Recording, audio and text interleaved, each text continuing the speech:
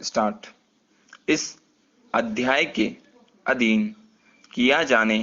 वाला प्रत्येक अन्वेषण अनावश्यक विलंब के बिना पूरा किया जाएगा। बालिका के साथ बलात्संग के संबंध में अन्वेषण उस तारीख से जिसको पुलिस थाने के भार साधक अधिकारी द्वारा इतिला अभिलिखित की गई थी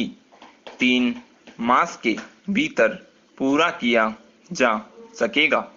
जैसे ही वह पूरा होता है वैसे ही पुलिस थाने का भार साधक अधिकारी पुलिस रिपोर्ट पर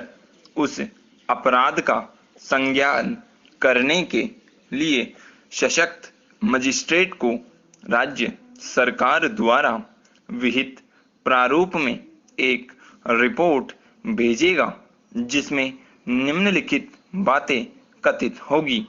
इतिला का स्वरूप, मामले की परिस्थितियों से परिचित प्रतीत होने वाले व्यक्तियों के नाम,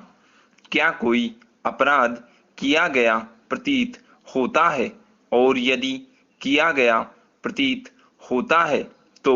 किसके द्वारा, क्या अभियुक्त गिरफ्तार कर लिया गया है, क्या वह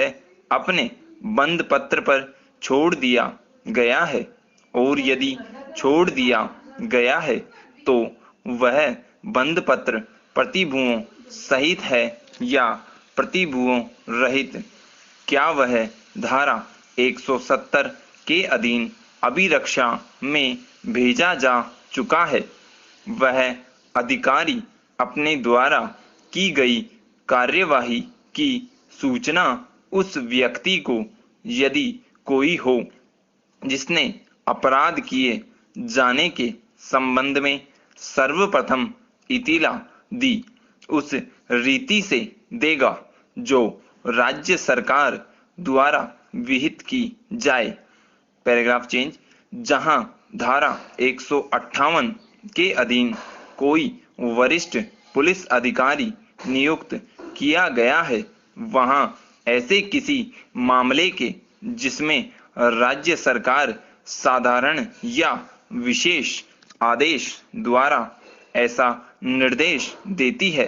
वह रिपोर्ट उस अधिकारी के माध्यम से दी जाएगी और वह मजिस्ट्रेट का आदेश होने तक के लिए पुलिस थाने के भार साधक अधिकारी को यह निर्देश दे सकता है कि वह आगे और अन्वेषण करे। जब कभी इस धारा के अधीन भेजी गई रिपोर्ट से यह प्रतीत होता है कि अभियुक्त को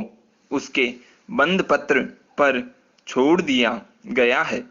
तब मजिस्ट्रेट उस बंद पत्र के उन्मोचन के लिए या अन्यथा ऐसा आदेश करेगा जैसा वह ठीक समझे। जब ऐसी रिपोर्ट का संबंध ऐसे मामले से है